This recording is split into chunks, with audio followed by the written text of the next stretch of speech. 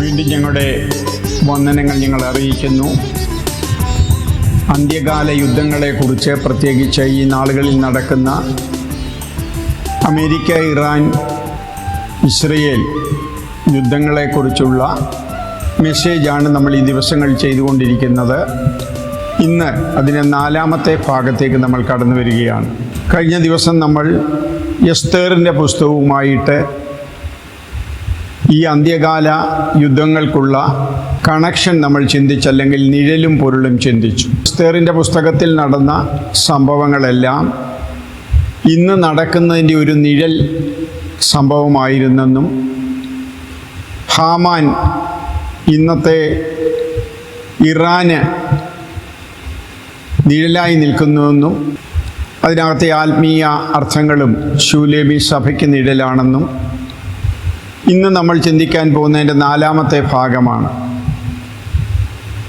ഇതിൻ്റെ കുറിവാക്യമായിട്ട് നമ്മൾ എടുത്തത് 93-ാം സങ്കീർത്തനത്തിൻ്റെ 3-ാം വാക്യമായിരുന്നു. പ്രവാഹങ്ങൾ ഉയർത്തുന്നു, പ്രവാഹങ്ങൾ ശബ്ദം ഉയർത്തുന്നു, പ്രവാഹങ്ങൾ തിരമാലകളെ ഉയർത്തുന്നു.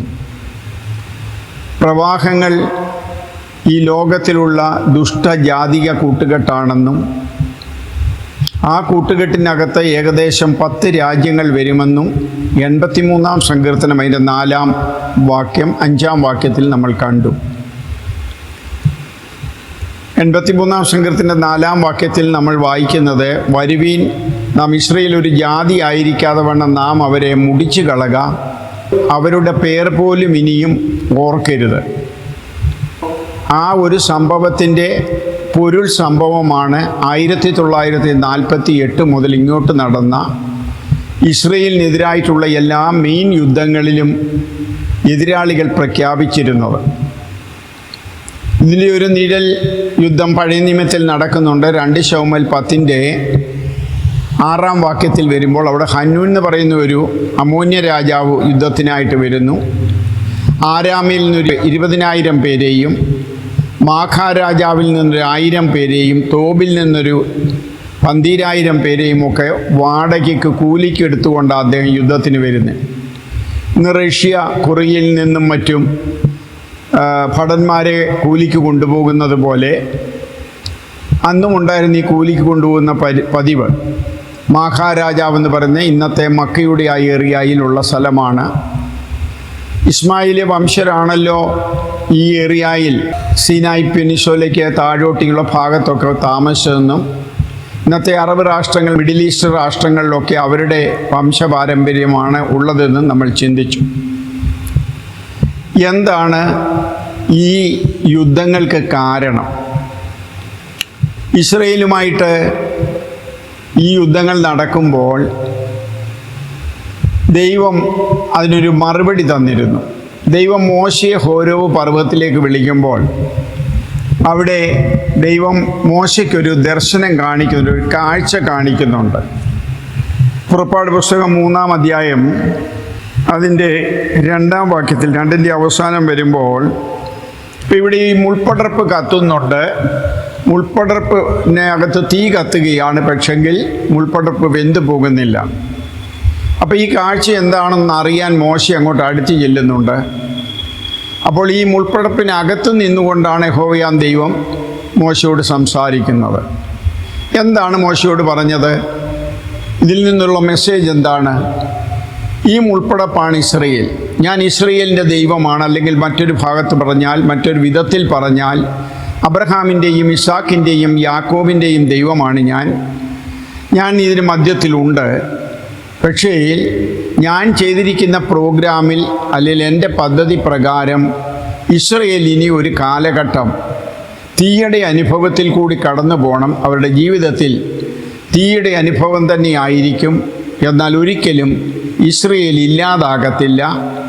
അവർ എൻ്റെ കൂടെ 1000 ആണ്ട് വാഴ്ചയിലും നിത്യമായ യുഗത്തിലും അവരുടെ മോസ്റ്റ്ലി ആൾക്കാർ എന്നോടുകൂടി കാണും. അതാണ് മോശയോട് ദൈവം ഈ മുൾപ്പടർപ്പിൻ്റെ സംഭവത്തിൽ കൂടി അർത്ഥമാക്കി കൊടുക്കുന്നത്. ഏതായാലും 1948 മെയ് 14-ാം തീയതി രാഷ്ട്രമായ ഇസ്രയേൽ അനേക യുദ്ധങ്ങളെ ഫേസ് ചെയ്യേണ്ടി വന്നു. ഏകദേശം 7 മേജർ യുദ്ധങ്ങളിൽ അവർ ഇടപെട്ടു. അതിലേറ്റവും മേജർ ഒരു യുദ്ധമായിരുന്നു 1948 തന്നെ നടക്കുന്ന യുദ്ധം. ഏതാണ്ട് 10 മാസത്തോളമാണ് ആ യുദ്ധം നീണ്ടു നിന്നത്. എന്നാൽ അതിലൊക്കെ ഉപരിയായി ഒക്ടോബർ 7, 2023 തുടങ്ങിയ യുദ്ധം ഇപ്പോൾ ഏകദേശം 2.5 വർഷം കവിയുകയാണ്. 2.5 വർഷത്തിൻ്റെ മുകളിലേക്ക് പോവുകയാണ്. നമ്മൾ 83-ാം സങ്കീർത്തനത്തിൽ വായിച്ച 10 ജാതികളുടെ കൂട്ടുകെട്ട് എന്താണ് ഇസ്രയേലുമായിട്ട് ഇങ്ങനെ നിരന്തരമായ യുദ്ധമുണ്ടാകാൻ കാരണം? ഒന്ന്, ഞാൻ മനസ്സിലാക്കുന്നത് അബ്രഹാമിൻ്റെ സന്തതി ഇവരുടെ ശത്രുക്കളാണ്. അവരെ കൊന്നൊടുക്കിയാൽ സ്വർഗത്തിൽ പോകാം, മോക്ഷം കിട്ടും എന്നൊക്കെയാണ് ഇവർ പഠിപ്പിച്ചിരിക്കുന്നത്. രണ്ടാമത്തെ കാരണം പാലസ്തീനിൻ്റെ പ്രദേശമാണ്, അല്ലെങ്കിൽ ഈ ഭൂമി, ഇന്ന് ഇസ്രയേൽ വസിക്കുന്ന ഈ ഭൂമി, ഇവരുടെ വാദം അത് പാലസ്തീൻ്റെ പ്രദേശമാണ്. അത് 1948 ഇംഗ്ലണ്ടും അമേരിക്കയും കൂടി ഇസ്രയേലിന് കൊടുത്തതാണ്.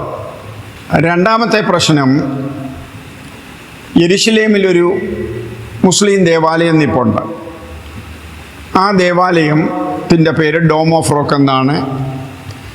ആ ഡോം ഓഫ് റോക്കാണ് രണ്ടാമത്തെ പ്രശ്നം.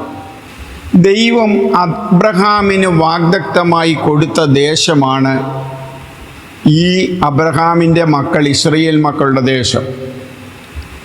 ഉൽപ്പത്തി പുസ്തകം 15:18 ഈ വാഗ്ദത്തം കൊടുക്കുന്നത്. ആ ദേശത്തെക്കുറിച്ച് പറയുന്നുണ്ട്,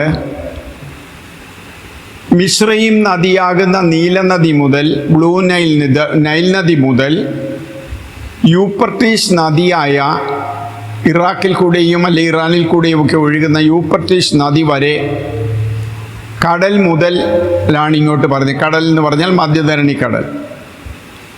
അങ്ങനെ വരുമ്പോൾ ഇന്നത്തെ സൗദി അറേബ്യ, ജോർദാൻ, സിറിയ, ഏകദേശം ലെബനാൻ, ഹമാസിൻ്റെ പ്രദേശങ്ങൾ, ഗസ, അതുപോലെ തന്നെ സൗദി അറേബ്യയുടെ പ്രദേശങ്ങൾ, കുവൈറ്റ്, ഖത്തർ, ഈ പ്രദേശങ്ങളൊക്കെ ദൈവം അവർക്ക് വാഗ്ദത്തം കൊടുത്ത സ്ഥലമാണ്. എന്നാൽ അവരുടെ ജീവിതത്തിൽ ഒരിക്കൽ പോലും അവർക്ക് ആ സ്ഥലം കിട്ടിയിട്ടില്ല. 21,639 സ്ക്വയർ കിലോമീറ്റർ സ്ഥലം മാത്രമേ അവർക്ക് കിട്ടിയിട്ടുള്ളൂ.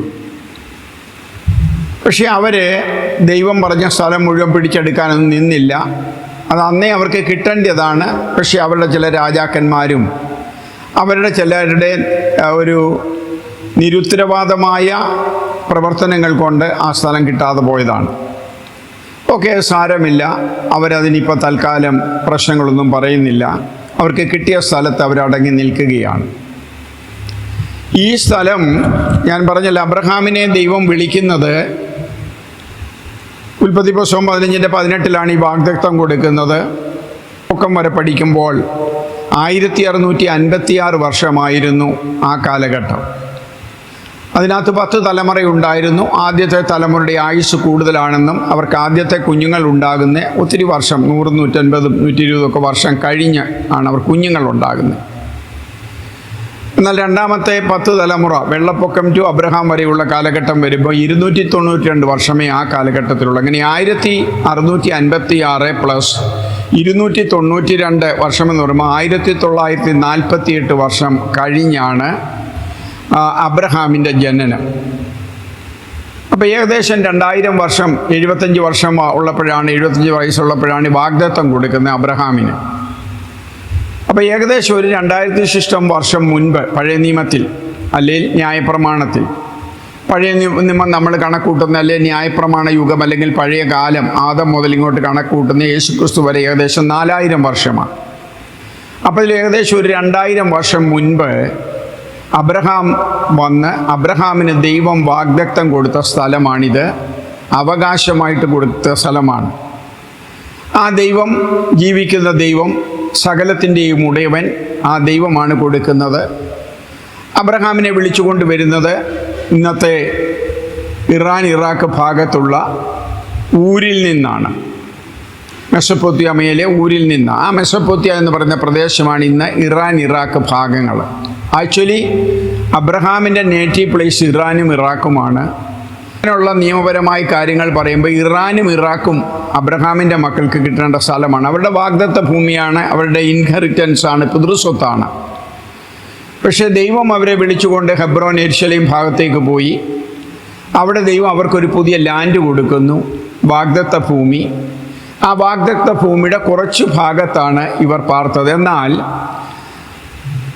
സോളമൻ രാജാവിൻ്റെയും ദാവീദ് രാജാവിൻ്റെയും മറ്റും കാലത്ത് ഈ രാജ്യം വലുതാക്കി ഇന്നത്തെ ഈ പറയുന്ന പോലെ എത്യോപ്യ, സൗദി അറേബ്യ, ഈ ഏരിയ മുഴുവൻ സോളമൻ്റെ ഭരണത്തിന് കീഴിലുള്ളതും ഇവിടെയൊക്കെ ഉണ്ടായിരുന്ന നാട്ടുരാജാക്കന്മാർ സോളമന് കപ്പം കൊടുക്കാൻ ചെല്ലുകയും ചെയ്യുമായിരുന്നു. അങ്ങനെ രാജാക്കന്മാരുടെ ഒരു വലിയ പ്രതിനിധി സംഘം പോയപ്പോഴാണ്, യെരുശലേമിൽ പോയപ്പോഴാണ് ശേബാ റാണി കൂടെ പോകുന്നത്. ചുരുക്കി പറഞ്ഞാൽ അബ്രഹാമിൻ്റെ സന്തതികളായ ദാവീദും ശലോമോനും ഇവരെല്ലാം രാജധാനി പണിത്, ശലോമോൻ ദൈവത്തിനൊരു ദേവാലയം പണിത് ആ ദേവാലയം നെബൂഖദ്നേസർ വന്ന് നശിപ്പിക്കുകയായിരുന്നു. തീയിട്ട് ചുട്ടുകളഞ്ഞ് അതിലെ പൊൻപാത്രങ്ങളൊക്കെ എടുത്തുകൊണ്ട് ബാബിലോണിലേക്ക് പോയി. അവിടുന്ന് രാജാവിനെ പിടിച്ചുകൊണ്ടുപോയി. അക്കൂട്ടത്തിലാണ് ദാനിയേലും മറ്റും അക്കൂട്ടത്തിലാണ് ബാബിലോണിലേക്ക് പോകുന്നത്. ചരിത്രപരമായിട്ട് നോക്കിയാൽ ഏതാണ്ട് 4000 ശിഷ്ടം വർഷം മുൻപേ ഈ ഇസ്രയേലിൻ്റെ വാഗ്ദത്ത ഭൂമിയാണ്, അവർ പാർത്തിരുന്നതാണ്. അവിടെ രാജാക്കന്മാരുടെ രാജധാനികൾ, ഇവിടെ വലിയ മർമ്മങ്ങളുണ്ട്. സിയോൻ എന്ന് പറയുന്നത് യെരുശലേമിലെ സിയോൻ മലയാണ്. അവിടെയാണ് ദാവീദ് തൻ്റെ അരമന പണിതിരുന്നത്, അല്ലെങ്കിൽ തൻ്റെ പാലസ് പണിതിരുന്നത്. ആ സിയോനെക്കുറിച്ച് സ്വർഗവുമായിട്ട് കമ്പയർ ചെയ്തൊരു പഠനമുണ്ട്. സിയോനിൽ നിന്നും യഹോവ നിന്നെ അനുഗ്രഹിക്കുമാറാകട്ടെ. അതിൻ്റെ സബ്ജക്റ്റ് ഞാൻ പിന്നീട് എടുക്കാം. ദാവീദിൻ്റെ രാജധാനി ഇരുന്നത് സിയോനിലായിരുന്നു. ആ സിയോൻ്റെ പേര് തന്നെ സ്വർഗീയ യെരുശലേമിലും ദൈവം കൊടുക്കുന്നുണ്ട്. കാരണം ദൈവം തൻ്റെ നാമം സ്ഥാപിപ്പാൻ തിരഞ്ഞെടുത്ത സ്ഥലമാണ് ഈ യെരുശലേം. ആവർത്തന പുസ്തകത്തിലേക്ക് വരുമ്പോൾ അനേക പ്രാവശ്യം ദൈവം തൻ്റെ നാമം സ്ഥാപിപ്പാൻ തിരഞ്ഞെടുത്ത സ്ഥലമെന്ന് അനേക സ്ഥലങ്ങളിൽ നമുക്ക് കാണാൻ കഴിയും. ആവർത്തന പുസ്തകത്തിൽ 12:5 അങ്ങനെ ആവർത്തന പുസ്തകത്തിൽ തന്നെ ഞാൻ തന്നെ എണ്ണിയിട്ടുള്ളത് 15 പ്രാവശ്യം പറയുന്നുണ്ട് ദൈവം തൻ്റെ നാമം സ്ഥാപിപ്പാൻ തിരഞ്ഞെടുത്ത സ്ഥലം. 1 രാജാക്കന്മാരിൽ 9 പ്രാവശ്യവും, 2 രാജാക്കന്മാരിൽ 2 പ്രാവശ്യവും, 2 ദിനവൃത്താന്തത്തിൽ 10 പ്രാവശ്യവും, ഇങ്ങനെ അതിൽ കൂടുതലുണ്ട്. ഞാൻ ജസ്റ്റ് ഒന്ന് എണ്ണി ഞാൻ നോട്ട് ചെയ്ത ഭാഗങ്ങളാണ് ഈ പറയുന്നത്. അങ്ങനെ അനേക സ്ഥലങ്ങളിൽ പറയുന്നുണ്ട് ദൈവം തൻ്റെ നാമം സ്ഥാപിപ്പാൻ തിരഞ്ഞെടുത്ത സ്ഥലമായിരുന്നു യെരുശലേം. ദൈവം തിരഞ്ഞെടുത്ത സ്ഥലം അബ്രഹാമിൻ്റെ സന്തതികൾക്ക് കൊടുക്കുന്നു. അവിടെ ദൈവത്തിൻ്റെ ആലോചന പ്രകാരം ദൈവം ഓരോ രാജാക്കന്മാരോടും നേതാക്കന്മാരോടും സംസാരിച്ച പ്രകാരം മോസ്റ്റ്ലി അവരുടെ ജീവിതത്തെ അവർ കൊണ്ടുപോയി.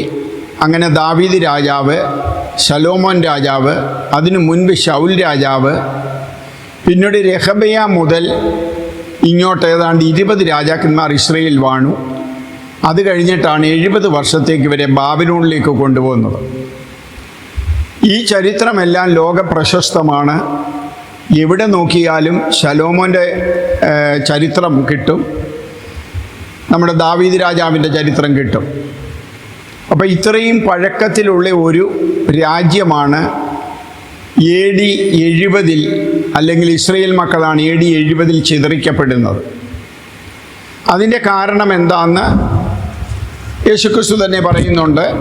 ശിഷ്യന്മാർ യെരുശലേം ദേവാലയത്തിൽ കൊണ്ടുപോയി യേശുവിനെ, കർത്താവെ നോക്കിക്കേ ഈ മന്ദിരം എത്ര മനോഹരമാണെന്ന് പറയുമ്പോൾ യേശു എടുത്ത വായിലെ അതിൻ്റെ മനോഹരതയെക്കുറിച്ച് വർണ്ണിക്കുന്നില്ല. നമ്മളൊക്കെയാണ് അതിൻ്റെ മനോഹരത വർണ്ണിച്ച് അവരെ നമ്മളൊന്ന് പ്രോത്സാഹിപ്പിച്ചതിന്. യേശു അതിനെക്കുറിച്ച് ഒന്നും പറയുന്നില്ല. യേശുദേവൻ പറയുകയാണ്, നിങ്ങളീ പറയുന്ന മനോഹരതയൊന്നും എനിക്ക് പ്രശ്നമല്ല. എനിക്ക് വേണ്ടത് ഇതിൻ്റെ മനോഹരതയും ലോകമോഹവും ആഡംബരവും കളറും ഒന്നുമല്ല. ഇതിൻ്റെ മാർബിളിൻ്റെ ഭംഗിയല്ല എനിക്ക് വേണ്ടത്. എനിക്ക് വേണ്ടത് നിങ്ങളുടെ ഹൃദയമാണ്, നിങ്ങളുടെ ജീവിതമാണ്, നിങ്ങളുടെ ഹൃദയത്തിൻ്റെ ഭംഗിയാണ്.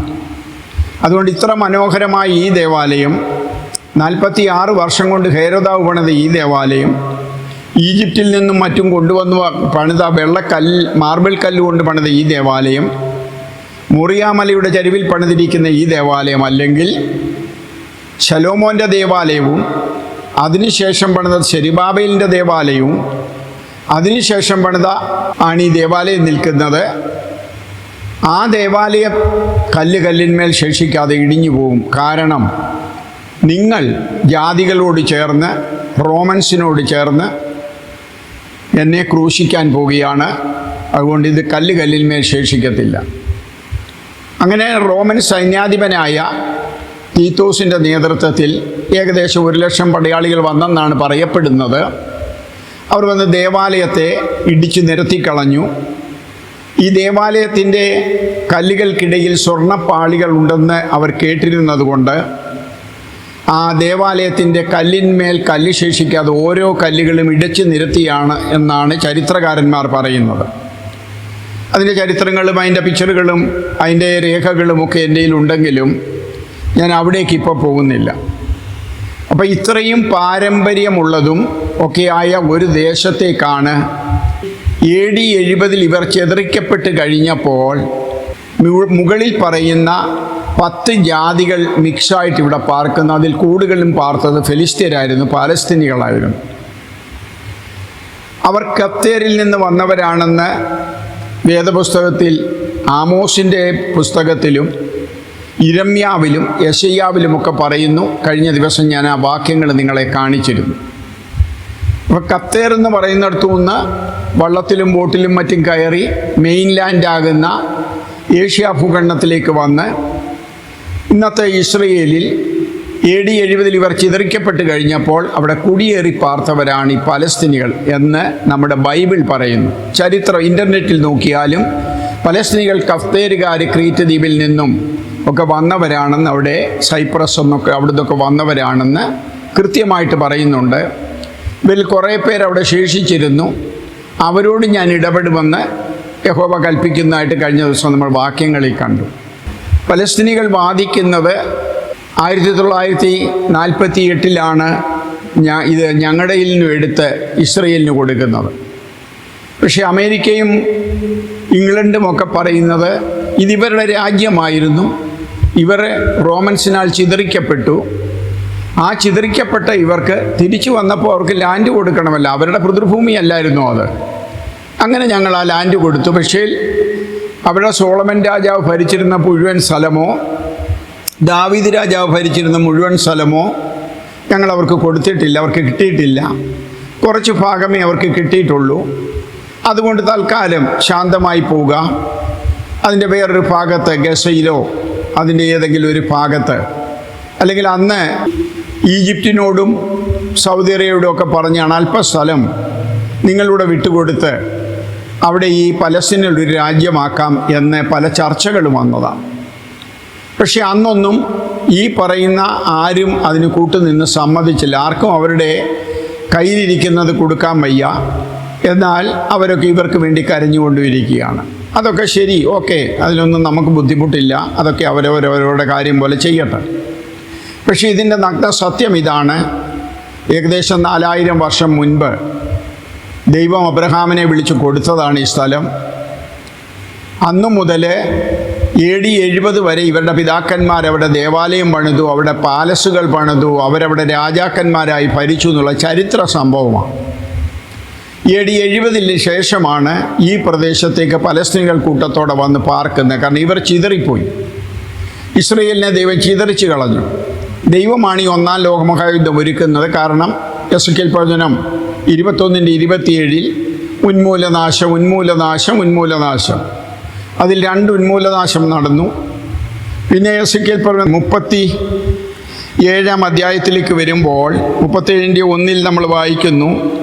അവിടെ അതിൻ്റെ 3-ാം വാക്യത്തിൽ, മനുഷ്യപുത്ര, ഈ അസ്ഥികൾ ജീവിക്കുമോ എന്ന് ചോദിച്ചു. അതിന് ഞാൻ, യഹോവയായ കർത്താവേ, നീ അറിയുന്നു എന്ന് ഉത്തരം പറഞ്ഞു.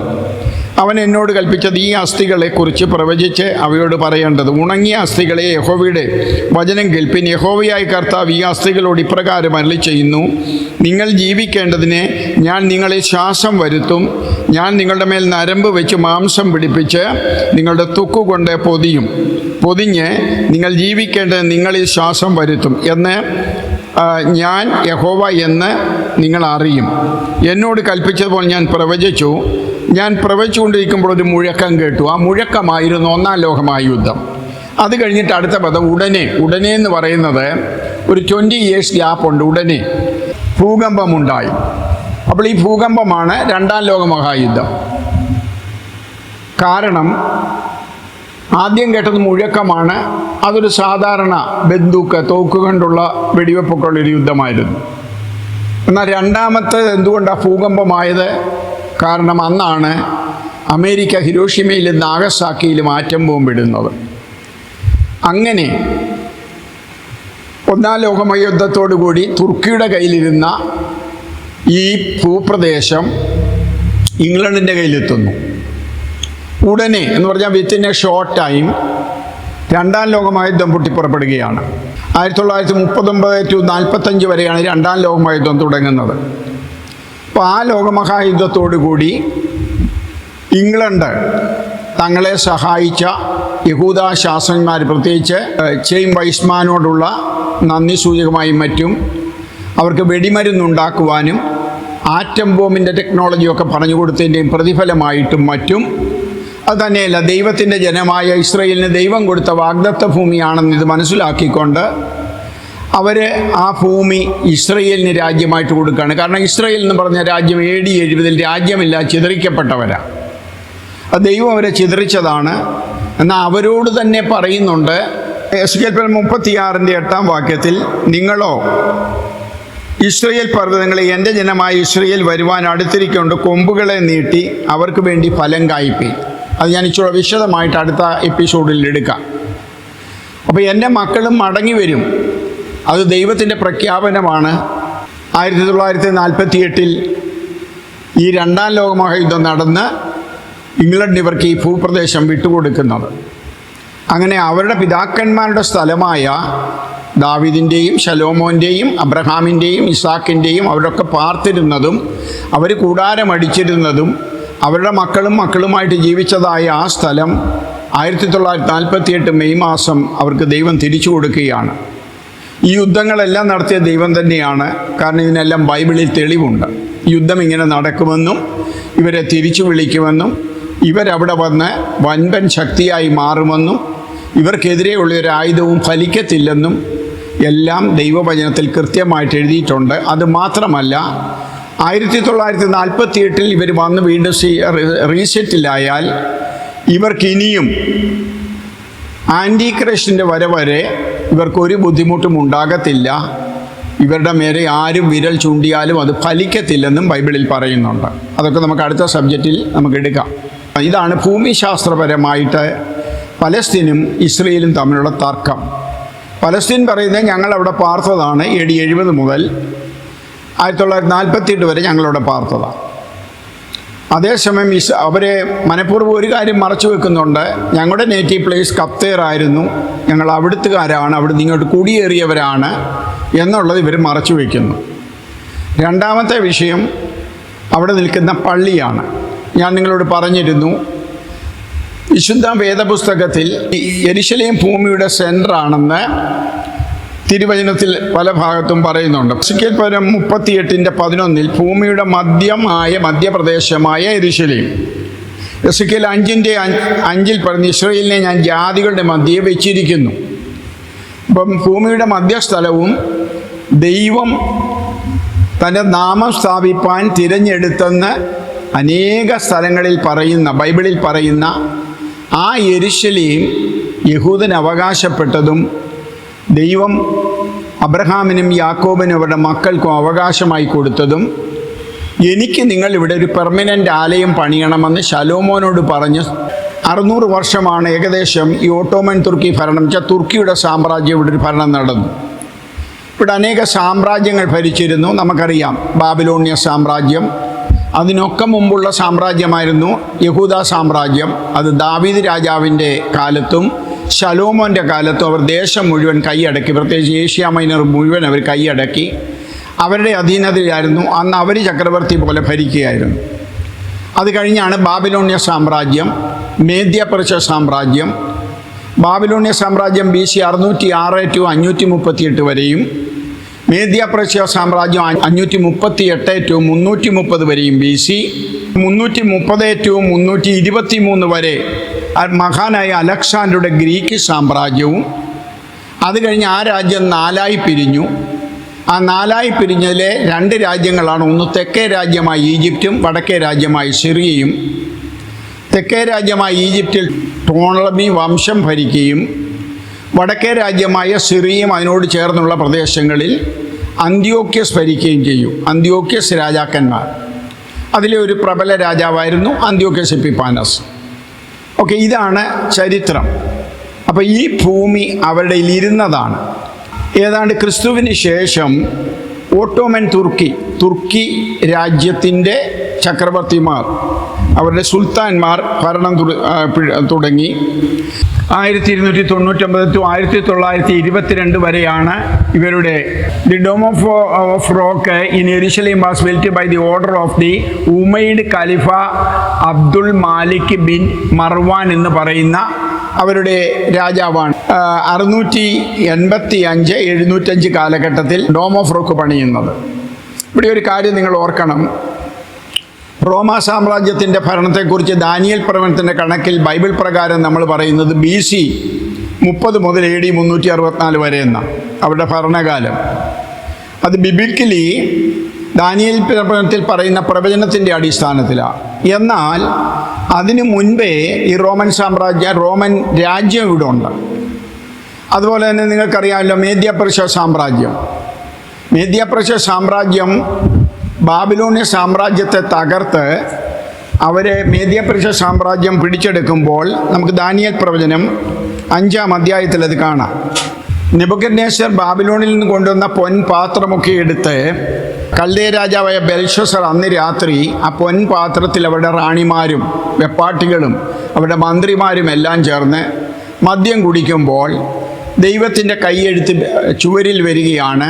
മെനെ മെനെ തെക്കേ നുഫാസിൻ, നിൻ്റെ രാജ്യത്തെ ഇവിടെ തീരുകയാണ്, നിന്നെ ഞാൻ എണ്ണിയിരിക്കുന്നു, തൂക്കി നോക്കിയിരിക്കുന്നു, അതുകൊണ്ട് നിൻ്റെ രാജ്യത്വം മാറി ഇവിടെ വേറൊരു ഭരണം വരും. ആ രാത്രിയിൽ തന്നെ കൽദേ രാജാവ് ബെൽഷസർ കൊല്ലപ്പെട്ടു. മേദ്യനായ ദരിയാവേശ് 62 വയസ്സുള്ളവനായി രാജ്യത്വം ഏറ്റെടുത്തു. അങ്ങനെയാണ് ബാബിലോണ്യ സാമ്രാജ്യം കഴിഞ്ഞ് ഇവിടെ മേദ്യ പെർഷ്യ സാമ്രാജ്യം വരുന്നത്. പക്ഷേ അതിനു മുൻപേ മേദ്യ എന്ന് പറയുന്ന ഒരു കൊച്ചു നാട്ടുരാജ്യമുണ്ട്. അവർ ഈ ബാബിലോണ്യ രാജാവിന് കപ്പം കൊടുക്കണമായിരുന്നു. അങ്ങനെയായിരുന്നു പഴയ കാലത്തെ ശിഷ്ടങ്ങളൊക്കെ. നമ്മുടെ ഇന്ത്യയും കുറേ നാൾ ഇംഗ്ലണ്ടിനൊക്കെ കപ്പം കൊടുത്തും അവർക്ക് അധീനപ്പെട്ട് ജീവിച്ചവരാണല്ലോ. അതിനർത്ഥം ഇന്ത്യ എന്ന് പറയുന്ന രാജ്യം ഇവിടെ ഇല്ലെന്നല്ല, നാട്ടുരാജാക്കന്മാരുടെ ഭരിച്ചിരുന്നു. പക്ഷെ അവരുടെ മേളിൽ ഇംഗ്ലീഷുകാർക്ക് അധികാരമുണ്ടായിരുന്നു. എന്ന് പറഞ്ഞതുപോലെ ഈ ഓട്ടോമൻ രാജാക്കന്മാർ നേരത്തെ ഇവിടെ ഉണ്ടായിരുന്നു. പക്ഷെ അവരൊരു ചക്രവർത്തി പദവിയിലേക്കും സാമ്രാജ്യത്തിലേക്കും കടന്നു വന്നതാണ്. ഉമൈദ് ഖലീഫ അബ്ദുൽ മാലിക് ബിൻ മർവാൻ എന്ന് പറയുന്ന ആളാണ് ഈ ഡോം ഓഫ് റോക്ക് യെരുശലേമിൽ പണിയുന്നത്. ഓർക്കണമേ, AD 70 വരെ അവിടെ യെരുശലേം ദേവാലയം, ഹെരോദാവ് പണിത യെരുശലേം ദേവാലയം അവിടെ നിലനിന്നതാണ്. ആ ദേവാലയത്തിൻ്റെ സ്ഥാനത്താണ് ഈ ഡോം ഓഫ് റോക്ക് പണിയുന്നത്. ആക്ച്വലി യഹൂദൻ്റെ ദേവാലയം നിന്ന സ്ഥലമാണ്. അവിടെ യഹൂദന് ഇപ്പോൾ ഒരു ദേവാലയമില്ല. ഒരർത്ഥത്തിൽ പറഞ്ഞാൽ അവരെത്രയോ നല്ല ആൾക്കാരായതുകൊണ്ടാണ്. കാരണം അവർക്ക് ഹോമയാഗമുണ്ട്, പാപയാഗമുണ്ട്, സമാധാനയാഗമുണ്ട്, പെസഹ പെരുന്നാളുണ്ട്, അനേക 7 പെരുന്നാളുകളുണ്ട്. അവർക്ക് 5 വിധ യാഗങ്ങൾ അവർക്ക് നടത്തണം. അപ്പോൾ അതിനൊക്കെ അവരുടെ മെയിൻ ദേവാലയം, യെരുശലേം ദേവാലയം, ദൈവം അവരോട് പറഞ്ഞ് കാണിച്ചു കൊടുത്ത സ്ഥലത്ത് പണിത ദേവാലയമാണ്. ആ ദേവാലയത്തിൻ്റെ സ്ഥലത്താണ് ഇപ്പോൾ ഡോം ഓഫ് റോക്ക് നിൽക്കുന്നത്. അവരത് വന്നപ്പോഴും ഇടിച്ചു കളയാനൊന്നും പോയില്ല. അവർ ദയ കാണിച്ചു, സ്നേഹത്തിൻ്റെ ആത്മാവിൽ പറഞ്ഞു, ഇത് ഞങ്ങളുടെ സ്ഥലമാണ്, ഞങ്ങളുടെ ദൈവം പറഞ്ഞിട്ട് ഞങ്ങൾ പണിത ദേവാലയം പണിത സ്ഥലമാണ്, ദയവായിട്ട് നിങ്ങൾ ഇവിടുന്ന് ഇത് മാറ്റി തരണം എന്ന് പറഞ്ഞാൽ കേൾക്കത്തില്ല. അതാണ് അല്ലേ 3ാമത്തെ പ്രശ്നം. അങ്ങനെ 3 പ്രശ്നങ്ങളാണ് ഞാനിപ്പോൾ പറഞ്ഞത്. ഒന്ന്, ഇവർക്ക് ഉപദേശം കിട്ടിയിരിക്കുന്നത് ഇസ്രായേൽ മക്കൾ ഇവരുടെ ശത്രുക്കളാണ്, അവരെ കൊന്നാൽ സ്വർഗത്തിൽ മോക്ഷം കിട്ടും, സ്വർഗത്തിൽ പ്രതിഫലം കിട്ടും. അപ്പോൾ അതിനു വേണ്ടി ഇവരുടെ കൊച്ചു കുഞ്ഞുങ്ങളെ തൊട്ടങ്ങ് പഠിപ്പിച്ചു വെച്ചേക്കുന്ന കൊണ്ട് അവർ അതിന് തയ്യാറായിട്ട് ഓരോ ടൈം ബോംബുകളായിട്ട് അങ്ങ് വേണ്ടി വന്നാൽ അങ്ങ് സമർപ്പണമുള്ള തീഷ്ണതയുള്ളവർ അതിനു വേണ്ടി നിൽക്കുക. രണ്ടാമത്തെ പ്രശ്നം, ഇവരുടെ ഭൂപ്രദേശമായ പ്രദർശനം, അത് പലസ്തീനികൾ പറയുന്നു ഞങ്ങളുടേതാണ്, എന്നാൽ ഇസ്രായേൽ പറയുന്നു ഞങ്ങൾക്ക് ദൈവം തന്ന പ്രദേശമാണ്. ആക്ച്വലി ഞങ്ങളുടെ നേറ്റീവ് പ്ലേസ് ഇറാൻ, ഇറാഖാണ്. ഞങ്ങളുടെ പിതാവായ അബ്രഹാം അവിടുത്തുകാരനാണ്. അപ്പോൾ അവിടെയും ഞങ്ങൾക്ക് അവകാശം കിട്ടണം. പക്ഷേ അവരിതൊന്നും പറഞ്ഞ് അവിടോട്ട് വഴക്കിന് പോകുന്നില്ല. ഞങ്ങൾക്ക് ദൈവം തന്ന ഞങ്ങളുടെ സ്ഥലം ഞങ്ങൾക്ക് വേണം, അതാണ് അവർ പറയുന്നത്. അങ്ങനെ 1948 മെയ് 14 അവർക്ക് അവിടെ രാഷ്ട്രമായി. പക്ഷേ അന്നു മുതൽ 1948 തന്നെ ഈജിപ്തിൻ്റെ നേതൃത്വത്തിൽ 5 രാജ്യങ്ങൾ ചേർന്നും മറ്റനേക രാജ്യങ്ങൾ സപ്പോർട്ട് ചെയ്തും ഏതാണ്ട് 10 മാസം നീണ്ടു നിന്ന ഒരു യുദ്ധം നടന്നു. ഏതാണ്ട് 6 മേജർ യുദ്ധങ്ങൾ തന്നെ ഇപ്പം നടന്നു കഴിഞ്ഞു. അനേകം കോൺഫ്ലിക്റ്റുകൾ ഉണ്ടായിട്ടുണ്ട്. അതേണ്ട് 20, 25, 30 ഒക്കെ നമുക്ക് എണ്ണാം. അതിലൊന്നായിരുന്നു 2021 നടന്ന അറ്റാക്ക്. ആ അറ്റാക്കിലാണ് എസ്കലോണിലേക്ക് ഹമാസ് അയച്ച ഒരു റോക്കറ്റ് വന്ന് വീണ് നമ്മുടെ റാന്നിക്കടുത്തുള്ള കീരിത്തോടുകാരിയായ സൗമ്യ സന്തോഷ് മരണമടയുന്നത്. ആ കുട്ടിയുടെ ഫോട്ടോ ഞാനിടാം. ആ കുട്ടിയുടെ അടക്കത്തിന് ഇസ്രയേലിൽ നിന്ന് ഒരു പ്രധാന ഒഫീഷ്യലിനെ അവർ അയച്ചിരുന്നു കേരളത്തിലെ കീരിത്തോട്ടിലേക്ക്. ആ ഫ്യൂണറൽ സർവീസിൽ അദ്ദേഹം അറ്റൻഡ് ചെയ്തിട്ടാണ് ഇവിടുന്ന് പോയത്. എന്നാൽ നിർഭാഗ്യകരമെന്ന് പറയട്ടെ, ഒരു മതേതര രാഷ്ട്രമാണ് ഇന്ത്യ എന്നൊക്കെ നമ്മൾ പറയും. പക്ഷേ നമ്മുടെ മതേതര രാഷ്ട്രമായ വിദ്യാസമ്പന്നമായ കേരളത്തിൻ്റെ ഭരണാധികാരികളാരും അവിടേക്ക് തിരിഞ്ഞു നോക്കിയില്ല. കാര്യം അവർ ചിലരെയൊക്കെ ഭയപ്പെട്ടു. അതെന്തുമാകട്ടെ, അതൊക്കെ അവിടെ നിൽക്കട്ടെ, അതൊക്കെ രണ്ടാമത്തെ കാര്യമാണ്. അപ്പോൾ ഇതാണ് ഇസ്രയേൽ ഇറാൻ യുദ്ധത്തിൽ ഇപ്പം നടക്കുന്നതിൻ്റെ ഒരു 3 കാരണങ്ങളാണ് ഞാൻ പറഞ്ഞത്. ഈ ഡോമോഫ്രോക്ക് പറയുന്നത് 691 to 692 ഇടയിലാണ് പണി പൂർത്തിയാകുന്നത്. അത് 1959 to 61 വരെ അതിൻ്റെ ഡോമിൽ സ്വർണ്ണ പാളികൾ പിടിപ്പിച്ച് അതിനെ മോഡിഫൈ ചെയ്തു. അതുപോലെ തന്നെ 1993 അത് റീപോളിഷ് ചെയ്യുകയും റീമോഡിഫൈ നടത്തുകയും ചെയ്തു. പക്ഷേ എന്നാൽ തുർക്കിയുടെ രാജാവായ മുഹമ്മദ് മിർ റാഷിദിൻ്റെ കാലത്ത് 1909 to 1918 വരെയായിരുന്നു അദ്ദേഹത്തിൻ്റെ ഭരണകാലം. ആ കാലഘട്ടത്തിലാണ് ഫസ്റ്റ് വേൾഡ് വാർ ഉണ്ടാകുന്നത്. അതോടുകൂടി ഇംഗ്ലണ്ടിൻ്റെ മുൻപിൽ അവർ പരാജയപ്പെടുന്നു. അങ്ങനെ ഇവരുടെ ശക്തി ക്ഷയിക്കുന്നു. ഇംഗ്ലണ്ട് അവരുടെ നിന്ന് ഈ ഭൂപ്രദേശവും യെരുശലേമും പിടിച്ചെടുക്കുന്നു. 20 വർഷത്തോളം ഇംഗ്ലണ്ടിൻ്റെ കയ്യിൽ വയ്ക്കുന്നു. 20 വർഷം കഴിഞ്ഞ് 2ാം ലോകമഹായുദ്ധത്തോടു കൂടി ഇസ്രയേലിനെ അവരുടെ പിതാക്കന്മാരുടെ ഭൂമി വിട്ടുകൊടുക്കുന്നു. ഇതാണ് ഇതിൻ്റെ ഹിസ്റ്റോറിക്കൽ അല്ലെങ്കിൽ ചരിത്രപരമായ ഇതിനെക്കുറിച്ച് നമുക്ക് പറയാനുള്ളത്. ഇതിനെക്കുറിച്ച് നമ്മുടെ ബൈബിൾ എന്ത് പറയുന്നു? ഇവിടെ ഡോമോഫ്രോക്ക് നിൽക്കുകയാണല്ലോ, അവിടെ ദേവാലയം പണിയുമോ? മത്തായി സുവിശേഷം 24-ാം അധ്യായത്തിൽ അതിനെ 15-ാം വാക്യത്തിൽ ശിഷ്യഗണങ്ങൾ യേശുവിനോട് ചോദിക്കുന്നുണ്ട്, അങ്ങ് എന്നാണ് ഞങ്ങൾക്ക് രാജ്യം സ്ഥാപിച്ചു തരുന്നത്? അപ്പോൾ യേശു അവരോട് പറയുന്ന ഒരു ഭാഗമുണ്ട്. അതിങ്ങനെയാണ്: എന്നാൽ ദാനിയേൽ പ്രവാചകൻ മുഖാന്തരം അരുളി ചെയ്ത പോലെ ശൂന്യമാകുന്ന മ്ലേച്ഛത വിശുദ്ധ സ്ഥലത്ത് നിൽക്കുന്ന കാണുമ്പോൾ വായിക്കുന്നവൻ ചിന്തിച്ചു കൊള്ളണം. കാരണം ഇങ്ങനൊരു സംഭവം ഇവിടെ നടക്കും. ദാനിയേൽ പ്രവാചകൻ ഒരു പ്രവചനം നടത്തിയിട്ടുണ്ട്. ദാനിയേൽ 9-ാം അധ്യായത്തിലേക്ക് നമ്മൾ പോകുമ്പോൾ അവിടെ നമ്മളത് പലപ്പോഴും വായിച്ചിട്ടുണ്ട്. അവൻ ഒരാഴ്ചവട്ടത്തേക്ക് നിയമത്തെ കഠിനമാക്കും. ആഴ്ചവട്ടത്തിൻ്റെ മധ്യേ അവൻ ഹനനയാഗവും ഭോജനയാഗവും നിർത്തലാക്കും. അപ്പോൾ ഈ അവൻ എന്ന് പറയുന്ന ആളാണ് ആൻറ്റി ക്രൈസ്റ്റ്. അവസാനത്തെ ഒരു 7 വർഷം ഇസ്രയേലിന് വേണ്ടി വീണ്ടും ദൈവം കൊടുക്കുകയാണ്. ആ 7 വർഷത്തിൽ ഇസ്രയേലിനോട് സൗഖ്യത ചെയ്ത് ഇപ്പം അനേകർ മധ്യസ്ഥരായിട്ട് യുദ്ധത്തിന് വരുന്നുണ്ടല്ലോ, അതുപോലെ ഇസ്രയേലിനോടും അതുപോലെ തന്നെ ഈ അറബ് രാജ്യങ്ങളുടെ ഇടയ്ക്കൊരു മധ്യസ്ഥനെ റോള് വഹിച്ച ഒരാൾ വരും.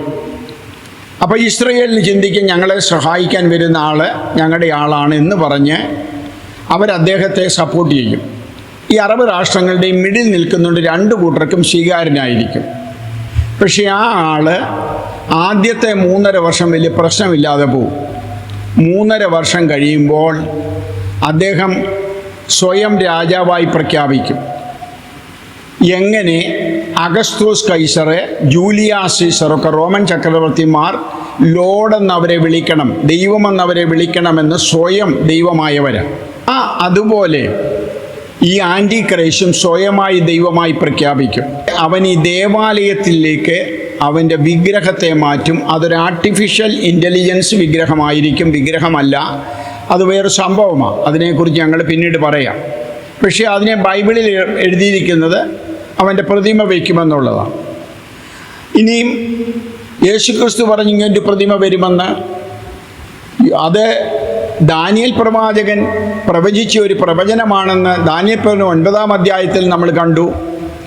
അതിനെക്കുറിച്ച് വിശുദ്ധ പൗലോസ് അപ്പോസ്തലൻ പരിശുദ്ധാത്മാവിനാൽ നിറഞ്ഞെഴുതുന്ന ഒരു ഭാഗമുണ്ട്. 2 തെസ്സലോനിക്കർ 2-ാം അധ്യായത്തിൻ്റെ 4-ാം വാക്യം. അവൻ ദേവാലയത്തിലിരുന്നു കൊണ്ട് ദൈവമെന്നും സകല പൂജാവിഷയത്തിനും മീതെ തന്നെത്താൻ ഉയർത്തുന്ന എതിരാളിയാകും. അവൻ ദേവാലയത്തിലിരിക്കും. ഏത് ദേവാലയത്തിൽ? കാരണം ഹനനയാഗവും ഭോജനയാഗവും നിർത്തലാക്കും ഇവൻ. അപ്പോൾ ഈ ഹനനയാഗവും ഭോജനയാഗവും ഒക്കെ ആർക്കാ ഉള്ളത്? അത് യഹൂദൻ്റേതാണ്. അപ്പോൾ അവന് വേണ്ടി ഒരു ദേവാലയം ഇനി പണിയപ്പെടണം.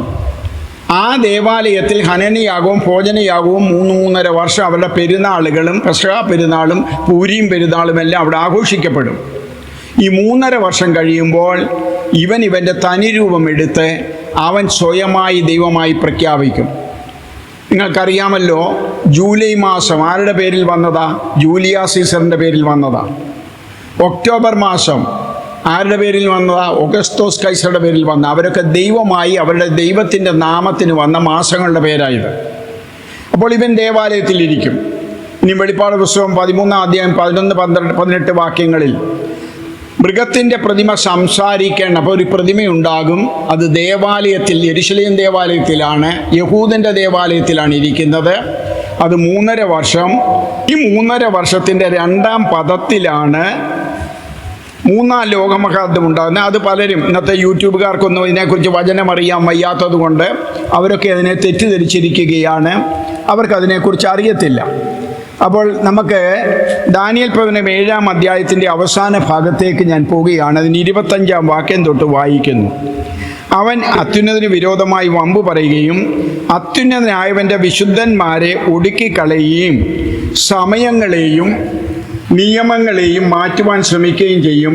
കാലവും കാലങ്ങളും കാലാംശവും. കാലമെന്ന് പറഞ്ഞാൽ 1 വർഷം, കാലങ്ങളെന്ന് പറഞ്ഞാൽ 2 വർഷം, കാലാംശം എന്ന് പറഞ്ഞാൽ 1/2 വർഷം. അങ്ങനെ 3.5 വർഷം അവർ അവൻ്റെ കയ്യിലേൽപ്പിക്കപ്പെട്ടിരിക്കും. എന്നാൽ 7 വർഷത്തിൻ്റെ ഏതാണ്ട് 2-ാം പകുതി മുതൽ, എന്നുവെച്ചാൽ ഹാഫ് മുതൽ പിന്നെ അങ്ങോട്ടുള്ള 2-ാം പകുതി ഇസ്രായേൽ മക്കൾ അവനെ ഏൽപ്പിക്കപ്പെട്ടിരിക്കും. എന്നാൽ ന്യായവിസ്താര സഭ ഇരുന്നു. ഇത് സ്വർഗത്തിലെ കാര്യം പറയുന്നത്. അവൻ്റെ ആധിപത്യം എടുത്തു കളഞ്ഞു, അന്തം വരെ നശിപ്പിച്ചു മുടിക്കും. പിന്നെ രാജ്യത്വവും ആധിപത്യവും ആകാശം കീഴിൽ എല്ലായിടമുള്ള രാജ്യങ്ങളുടെ മഹത്വവും അത്യുന്നതനായ വിശുദ്ധന്മാരായ ജനത്തിന് അതിൻ്റെ മഹത്വം ലഭിക്കും. കാരണം 1000 ആണ്ട് വാഴ്ചയിലാണ് ഈ മഹത്വം നമുക്ക് ലഭിക്കുന്നത്. അവൻ്റെ രാജ്യത്വം ആരുടെ? ആ കാലഘട്ടത്തിൽ 1000 ആണ്ട് വാഴ്ചയിൽ യേശുക്രിസ്തു നമ്മുടെ രാജാവായിട്ട് ഒലിവുമലയിൽ വരുമെന്ന് സക്കറിയാ പ്രവചനത്തിൽ പറയുന്നുണ്ട്. ഒലിവുമല 2ആയിട്ട് പിളരും. അപ്പോൾ യേശു നമ്മുടെ രാജാവായി വരും. അതാണ് ഇസ്രായേലിനോട് വാഗ്ദത്തം കൊടുത്ത അവരുടെ വാഗ്ദത്ത രാജ്യം. സകല ആധിപത്യങ്ങളും തന്നെ സേവിച്ചനുസരിക്കും. ഇങ്ങനെയാകുന്നു കാര്യത്തിൻ്റെ സമാപ്തി. ഇങ്ങനെയാണ് ഈ സംഭവങ്ങളെല്ലാം തീരാൻ പോകുന്നത്. ഇതതുപോലെ നടക്കുക. തിരുവചനത്തിലുള്ള അതുപോലെ പ്രവചനങ്ങൾ നടക്കുക. അപ്പോൾ അതിലെ ഒരു പ്രവചന ഭാഗത്തേക്കാണ് നമ്മൾ ഈ സങ്കീർത്തനത്തിൽ വന്നത്. 83-ാം സങ്കീർത്തനം അതിൻ്റെ 2, 3, 4 വാക്യങ്ങളിൽ വരുമ്പോൾ ഇതാ നാം ഒന്നിച്ചുകൂടി ആലോചന ചെയ്യുക. ഇസ്രായേൽ ഒരു ജാതിയാകാതിരിക്കാൻ വണ്ണം അവരെ മുടിച്ചു കളയുക. അവരുടെ പേർ പോലും ഇനിയും ഉണ്ടാകരുത്. ആ സംഭവത്തിൻ്റെ പരമ്പരയാണ് ഈ നടക്കുന്നത്. അതിൽ അവസാന ഭാഗങ്ങളിലേക്ക് ഇപ്പോൾ എത്തുകയാണ്. അതിലെ ലാസ്റ്റിലെ യുദ്ധമെന്ന് ഏതാണ്ട് ലാസ്റ്റല്ല, ഈ യുദ്ധം കുറച്ച് നാളോടെ നീണ്ടുപോകും. അങ്ങനെ മുൻപോട്ട് വരുമ്പോഴും ഇടയിൽ മധ്യസ്ഥർ വരുന്നു. ഇസ്രായേലിനും ഈ അറബ് രാഷ്ട്രങ്ങൾക്കും സ്വീകാര്യനായ ഒരാളായിരിക്കും. അവരിൽ നിന്ന് കാര്യങ്ങൾ മുൻപോട്ട് പോവുകയും അപ്പോൾ ഇസ്രായേലിൻ്റെ 7 വർഷ ഭരണത്തിലേക്ക് കാര്യങ്ങൾ കടക്കുകയും അതിന് 3.5 വർഷം കഴിയുമ്പോൾ ആൻറ്റി ക്രൈസ്റ്റ് തൻ്റെ പ്രതിമ അല്ലെങ്കിൽ അതാണ് ഞാൻ പറഞ്ഞല്ലോ ഒരു ആർട്ടിഫിഷ്യൽ ഇൻ്റലിജൻസ് പ്രതിമയാണ്. അന്ന് നെറ്റിമേലോ കൈമേലോ മുദ്രയേൽക്കാത്തവർക്കൂടെ ജീവിക്കാൻ പറ്റത്തില്ല. ഇന്ന് ആധാർ കാർഡ് ഇല്ലാത്തവർക്കും പാൻ കാർഡ് ഇല്ലാത്തവർക്കും ഇന്ത്യയിൽ ജീവിക്കാൻ പറ്റുകയല്ലോ. അപ്പോൾ ആൻറ്റി ക്രൈസ്റ്റിൻ്റെ കാലത്ത് അതുപോലുള്ള ടെക്നോളജികൾ വരും. ഇന്നത്തെ ഈ ടെക്നോളജികളെല്ലാം മാറുകയാണ്. മറ്റൊരർത്ഥത്തിൽ പറഞ്ഞാൽ നമ്മളെ നിയന്ത്രിക്കുന്ന ഒരു AI ടെക്നോളജിയിലേക്ക് ലോകം പോവുകയാണ്. ഇപ്പോൾ തന്നെ അതിൻ്റെ പരീക്ഷണങ്ങൾ അനേക ചെറുപ്പക്കാരിൽ തുടങ്ങിക്കഴിഞ്ഞു. ഒരു രാഷ്ട്രീയ പാർട്ടിക്ക് വേണമെങ്കിൽ ഇന്ത്യയിലെയോ അല്ലെങ്കിൽ അമേരിക്കയിലെയോ ഒക്കെ മുഴുവൻ കൊറിയയിലോ ചൈനയിലെയോ ഒക്കെ ആൾക്കാരെ അവരുടെ മനസ്സ് വായിച്ചെടുത്ത് അവരെ അതിലേക്ക് ആകൃഷ്ടരാക്കുക. ആ സംഭവങ്ങൾ പിന്നീടുള്ള സമയത്ത് പറയാം, കാരണം ഈ എപ്പിസോഡ് നീണ്ടുപോകുന്നു. ഞാൻ എൻ്റെ വാക്കുകളെ ഇവിടെ ചുരുക്കട്ടെ. അങ്ങനെ പ്രവചന ഭാഗമാകുന്ന ദൈവവചനം നിറവേറിക്കൊണ്ടിരിക്കുന്നു. ഈ ദൈവത്തിന് സ്തുതി പറയുക. നമ്മൾ പറഞ്ഞല്ലോ, നമ്മൾ മുസ്ലിം, ക്രിസ്ത്യൻ എല്ലാ ജാതികളും ഇവിടെ ശത്രുവിനെ സ്നേഹിച്ച് സ്നേഹത്തോടെ നിൽക്കണമെന്നാണ് ഞങ്ങളുടെ അരിമനാഥനായ യേശുക്രിസ്തു ഞങ്ങളെ പഠിപ്പിച്ചിട്ടുള്ളത്. അത് മനസ്സിലാക്കിക്കൊണ്ട് നമുക്ക് കർത്താവിന് വേണ്ടി ജീവിക്കാം. ദൈവം നമ്മെ എല്ലാവരെയും അനുഗ്രഹിക്കുമാറാകട്ടെ.